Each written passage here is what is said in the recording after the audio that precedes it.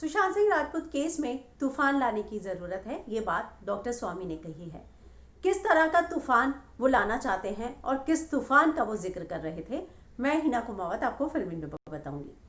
दरअसल डॉक्टर स्वामी और ईशकरण जो है आज फिर से अपडेट के लिए लाइव पर आए थे और उन्होंने इस बात का खुलासा किया कि इस आंदोलन में अब तूफान लाने की जरूरत है और ये तभी आ सकता है जब ज़्यादा से ज़्यादा चिट्ठियां जो है पीएम मोदी तक पहुंचे। और इसीलिए उन्होंने लोगों से अपील की कि आप सभी जो हैं, आपके जितने मेंबर ऑफ पार्लियामेंट हैं, उनको कहिए कि नरेंद्र मोदी को चिट्ठी लिखे। एक बहुत बड़ी बात डॉक्टर स्वामी ने कही कि मोदी जी जो है वो अपने कान खुले रखते हैं और उनको पता होता है कि जो सांसद है वो क्या कह रहा है। ऐसे में जब चिट्ठी सांसद की तरफ से जाएगी तो बहुत इम्पैक्ट पड़ेगा और अब मौका आ चुका है कि इस पूरी की पूरी आवाज़ को तूफान में बदला जाए।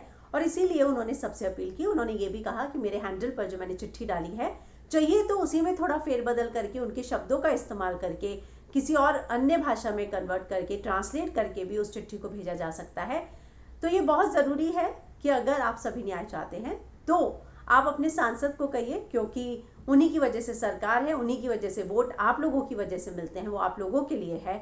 तो ये लॉ एंड ऑर्डर की बात है। भारत के एक नामचीन सदस्य के साथ, एक सेलिब्रिटी के साथ ऐसा हुआ है, तो हक मांगने का, न्याय मांगने का आप सभी को अधिकार है।